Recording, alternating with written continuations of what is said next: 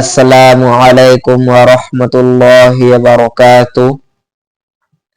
আজকে একটা গুরুত্বপূর্ণ বিষয় নিয়ে আলোচনা করব।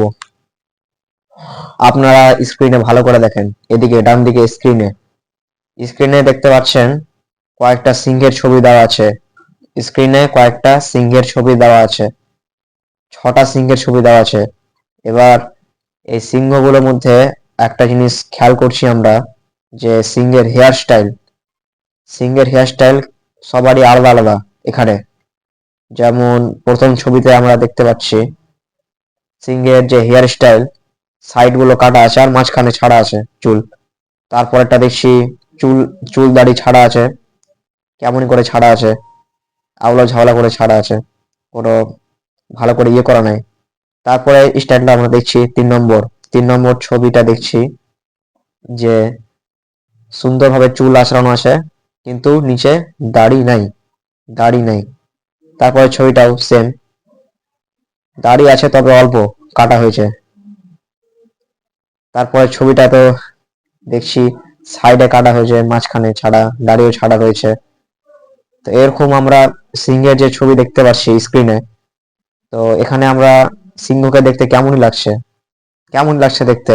এবার তারপরে ছবিটা দেখো, তারপরে ছবিটাতে এখানে দুটো ছবি আছে। নিচের ছবিটা একটু স্টাইলিশ, সিংহকে স্টাইল করানো হয়েছে। আদৌ এটা অরিজিনাল চিত্র না, এটা বানানো হয়েছে বোঝানোর জন্য। তো নিচের ছবিটা স্টাইলিশ আছে, আর উপরেরটা নর্মালি সিংহ যেমন দেখতে তেমনই আছে।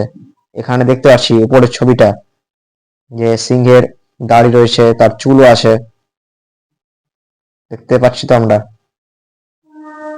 এবার আপনারাই বলেন এখানে কোনটা সিংহকে দেখতে ভালো লাগছে। এই প্রথমে যেটা ছবি দেখালাম হেয়ার স্টাইল গুলা, ওগুলোকে ভালো লাগছে না তারপরের এই ছবিটা যেখানে সিংহর দাড়ি আছে, চুল আছে?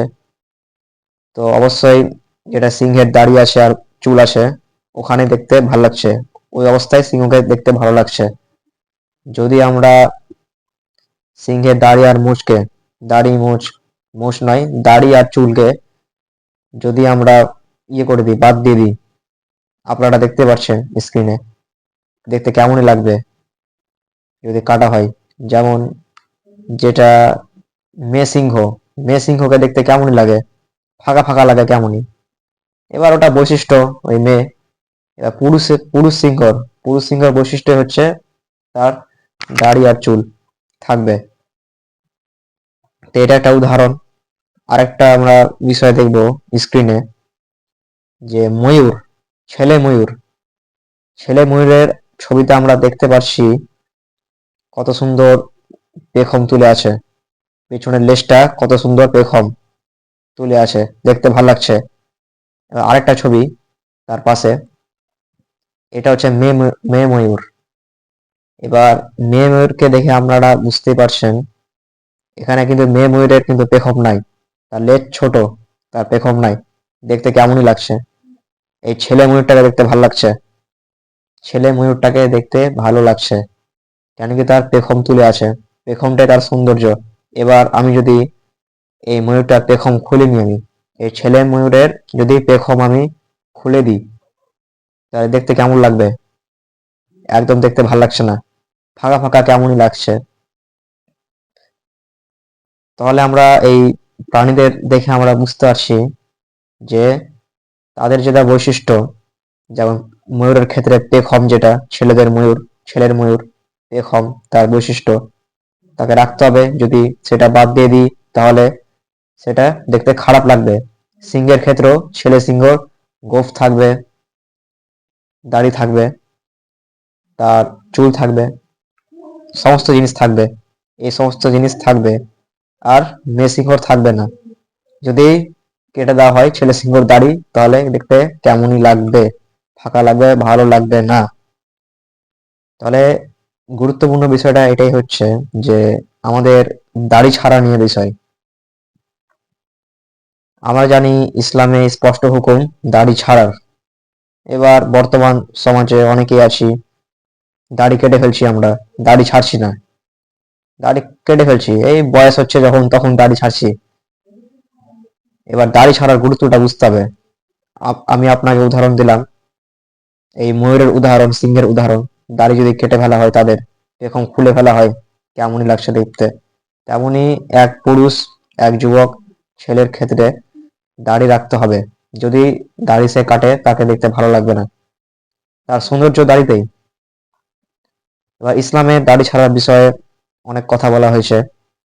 যেমন ইসলামের আদেশ, স্পষ্ট আদেশ, দাড়ি ছাড়তে হবে, আর গোঁফ মানে মোচ কাটতে হবে, মোচ ছোট করে রাখতে হবে, আর দাড়ি ছাড়তে হবে, স্পষ্ট একদম বলা আছে কোরআনে। হাদিসে স্পষ্ট বলা আছে যে দাড়ি ছাড়তে হবে আর মোচ ছোট করে রাখতে হবে। তাহলে আমি কয়েকটা হাদিস আমি উল্লেখ করছি যেখানে আল্লাহ তাআলা দাড়ি ছাড়ার নির্দেশ করেছেন। যেমন সহিহ বুখারীর হাদিস, সহিহ বুখারীর কিতাবুল লিবাস 5892 নম্বর হাদিস, দাড়ি বড় হতে দাও এবং গোঁফ ছোট করো। তাহলে কিতাবুল লিবাস, সহিহ বুখারীর হাদিস, এখানে আল্লাহ তাআলা বলছেন দাড়ি বড় হতে দাও এবং গোঁফ ছোট রাখো, মানে দাড়ি ছাড়তে বলছে, গোঁফ ছোট রাখতে বলছে। এরকম আরো অনেক হাদিস আছে যেখানে দাড়ি বড় করার কথা বলা হয়েছে। এবার আরেকটা কথা বলছে যে সহিহ মুসলিম কিতাবুল তাহারা, সহিহ মুসলিম, সহিহ মুসলিমে আল্লাহ তাআলা বলছেন 2059 নম্বর হাদিস, বলছে দাড়ি বড় করো এবং মুশরিকদের বিপরীত ভাবে আচরণ করো। তাহলে এই মুসলিম শরীফের হাদিস থেকে বুঝতে পারছি দাড়ি ছাড়তে বলেছে আর মুশরিকদের বিপরীত ভাবে আচরণ করতে।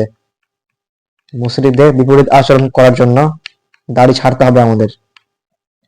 ঠিক আছে, এখানে আল্লাহ তাআলা বলছেন মুশরিকদের বিপরীত আচরণ করার জন্য আমাদের দাড়ি ছাড়তে হবে, যাতে আমাদের একটু ভিন্ন দেখায়, আলাদা দেখায়, ওদের সাথে যাতে আমাদের সংস্কৃতি না মিলে, মুশরিকদের সাথে বা অমুসলিমদের সাথে। এবার আরো আছে হাদিস, যেমন মুসলিম হাদিস 261 নম্বর হাদিস, কিতাবুল তাহারা, এখানে বলছে ফিতরার 5টি বিষয়, তার একটি হচ্ছে দাড়ি বড় করা। তাহলে ফিতরা হচ্ছে 5টি বিষয়, ফিতরার 5টি বিষয়, তার মধ্যে একটা বিষয় হচ্ছে দাড়ি রাখা। এখানে দাড়ি রাখার গুরুত্ব বোঝাচ্ছে। এবার হচ্ছে দাড়ি রাখবো তো আমরা, ঠিক আছে, এবার প্রশ্ন আসছে দাড়ি কি কাটা যাবে, দাড়ি কাটা যাবে কি যাবে না।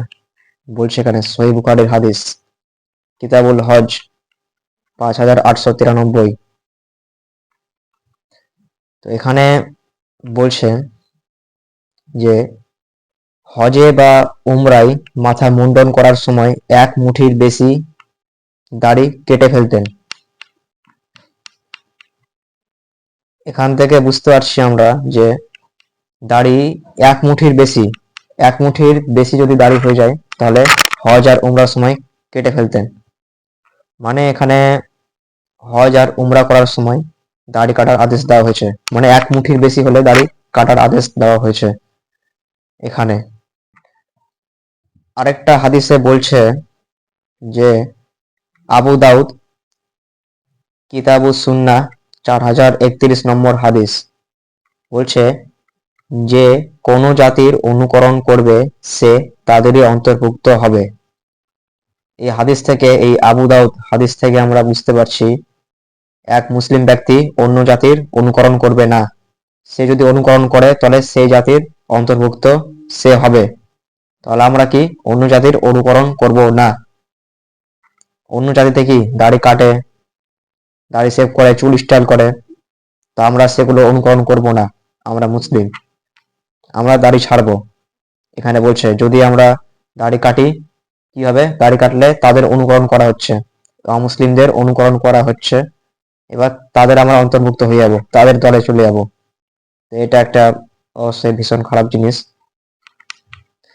আরো অনেক জায়গায় বলছে আল্লাহ তাআলা, যেমন কোরআনে বলছে সূরা নূর আয়াত নম্বর 63-তে, সূরা নূর আয়াত নম্বর 63 বলছে যারা রসুলের আদেশ অমান্য করে তারা যেন সতর্ক থাকে না জানি তাদের উপর বিপদ নেমে আসে অথবা কঠিন শাস্তি আসে। এখানে বলছে সূরা নূরে যে রসুলের আদেশ কি? দাড়ি ছাড়া, গোঁফ ছোট রাখা। এবার এটা যদি আমরা অমান্য করি, দাড়ি কেটে ফেলছি আমরা, যদি অমান্য করি, তাহলে এখানে বলে দিচ্ছে তারা যেন সতর্ক থাকে, না জানি তাদের উপর বিপদ নেমে আসে। মনে এখানে বিপদ আসার কথা বলছে, যদি আমরা নবীজির অনুকরণ না করি, নবীজির সুন্নত পালন না করি, দায় যদি চেঁচে ফেলি, তাহলে আমাদের উপর বিপদ নেমে আসবে। এখানে আল্লাহ তাআলা বলছেন সূরা নূর আয়াত নম্বর 63-তে। তাহলে এই এতগুলো হাদিস থেকে বুঝতে পারছি ইসলামে স্পষ্ট দাড়ি ছাড়ার বিধান বলেছে। দাড়ি ছাড়া ফরজ নয়, তবে ওয়াজিব। এ বিষয়ে অনেক মতভেদ আছে দাড়ি ছাড়ার বিষয়ে, যে দাড়ি ছাড়া ফরজ না সুন্নত না ওয়াজিব। তো দাড়ি ছাড়া ওয়াজিব, এটা অনেকে আলেমরাই বলে থাকেন, তবে মতভেদ আছে। ওয়াজিব মানে হচ্ছে ফরজের কাছাকাছি, ফরজের কাছাকাছি, ফরজ না দাড়ি ছাড়া, যে প্রত্যেক মানুষকেই ছাড়তে হবে। যেমন নামাজ, রোজা, এগুলো ফরজ। নামাজ ফরজ, যেমন নামাজ, শরীর যত অসুস্থ থাক, যতই হাত পা ভেঙে যাক, নামাজ পড়তে হবে। নামাজ দাঁড়িয়ে হোক, বসে হোক, শুয়ে হোক, ইশারায় হোক, যেভাবে হোক নামাজ পড়তে হবেই। সবার জন্য এটা ফরজ। শুধুমাত্র 3 ব্যক্তির জন্য নামাজ ফরজ নয়। আল্লাহ তাআলা বলছে 3 ব্যক্তি, এক হচ্ছে অমুসলিম ব্যক্তি, 2 নম্বর হচ্ছে মানসিকগ্রস্ত বা পাগল ব্যক্তি, আর 3 নম্বর হচ্ছে যে ব্যক্তি বালেগ হয়নি, ম্যাচিওর হয়নি। এই 3 ধরনের ব্যক্তির উপর নামাজ ফরজ নয়, বাদ বাকি সবার উপর ফরজ। যতই সে অসুস্থ থাক, যতই ওর হার্ট অ্যাটাক যাই আসুক, অসুখ থাক, ক্যান্সার হয়ে যাক, বসে হোক, দাঁড়িয়ে হোক, ইশারায় হোক, নামাজ তাকে পড়তে হবে। এটা একটা ফরজ বিষয়, নামাজ।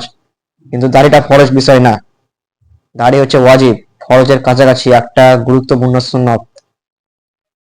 এবার মেন কথা হচ্ছে দাড়ি যার হচ্ছে, দাড়ি যার বেরোচ্ছে, তার জন্য অবশ্যই তাকে দাড়ি ছাড়তে হবে। ধরে নাও তার জন্য ফরজ দাড়ি ছাড়া।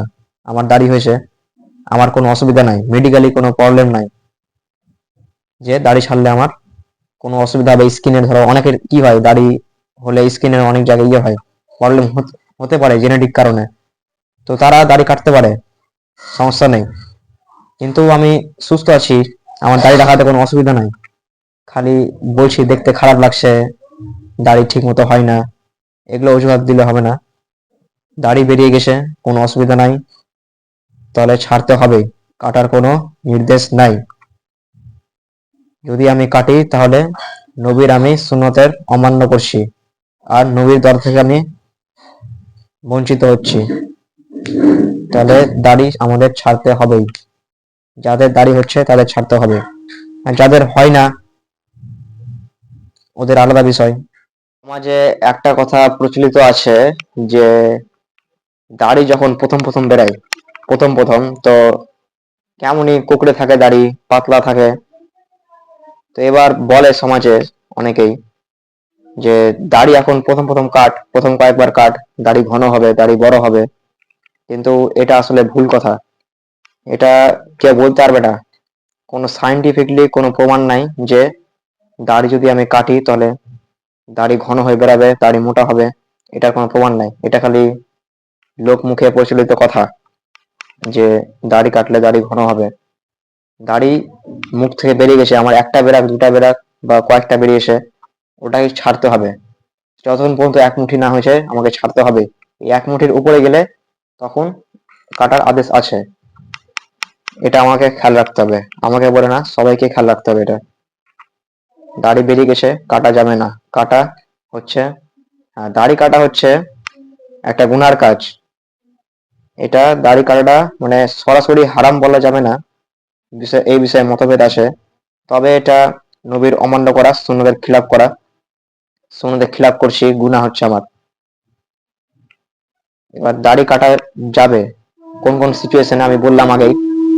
কারো স্কিনে ধরো প্রবলেম আছে, স্কিনে প্রবলেম, দাড়ি রাখাতে সে কাটতে পারে, কোনো প্রবলেম আছে মেডিকেলি, তাহলে সে কাটতে পারে। এবার যার সুস্থ আছে ওকে কাটা যাবে না, কাটলেই হারাম হয়ে যাবে, হারামের কাছাকাছি চলে যাবে, মাকরুহ হয়ে যাবে। দাড়ি কাটাটা। তো আমরা অবশ্যই দাড়ি ছাড়বো, আর দাড়ি কাটবো না, এক মুঠির উপর হলে কাটবো। আর গোফ, হ্যাঁ গোফ খেয়াল রাখতে হবে, গোফ ছোট রাখতে হবে, গোফ বড় রাখা যাবে না। গোফ যাতে ঠোঁটের এখানে না চলে আসে, গোফ ছোট রাখতে হবে। তাহলে এই দুটা বিষয়ে আমাদের খেয়াল রাখতে হবে দাড়ি ছাড়ার বিষয়। আর সমাজে যে সমস্ত ভুয়া কথা, সেগুলো থেকে দূরে থাকতে হবে। তাহলে আমি যেগুলো উদাহরণগুলো দিলাম প্রথমে, সিংহের উদাহরণ, ময়ূরের উদাহরণ, তেমন মানুষের ক্ষেত্রেও, একটা পুরুষ মানুষের ক্ষেত্রেও যদি তার মুখ থেকে যদি দাড়ি কেটে ফেলা হয় বা দাড়ি না রাখা হয়, তাহলে তাকে দেখতে একদমই ভালো লাগে না। মানুষ যতই বলুক যে দাড়ি রেখে খারাপ লাগছে, ভালো লাগছে না, কিন্তু সত্যিকার অর্থে দাড়ি হচ্ছে তার সৌন্দর্য। আমরা তলে অবশ্যই দাড়ি রাখবো আর নবীর সুন্নতকে পালন করব। দাড়ি আমরা অকারণে কাটবো না। যদি খুব প্রয়োজন হয়, কোনো সমস্যা থাকে, কোনো ক্ষতি থাকে, তাহলে কাটতে পারি। যদি কোনো সমস্যা না থাকে, সব ঠিক আছে, তো একটাও যদি মানে কম দাড়ি হয়েছে, তাও তাকে রাখতে হবে। আর এক মুঠির বেশি দাড়ি হলে কাটার অনুমতি আছে। তাহলে আমার একটা অনুরোধ সবার কাছে, আমরা দাড়ি ছাড়বো আর গোঁফ ছোট রাখবো। ঠিক আছে। আসসালামু আলাইকুম ওয়া রাহমাতুল্লাহি ওয়া বারাকাতুহু।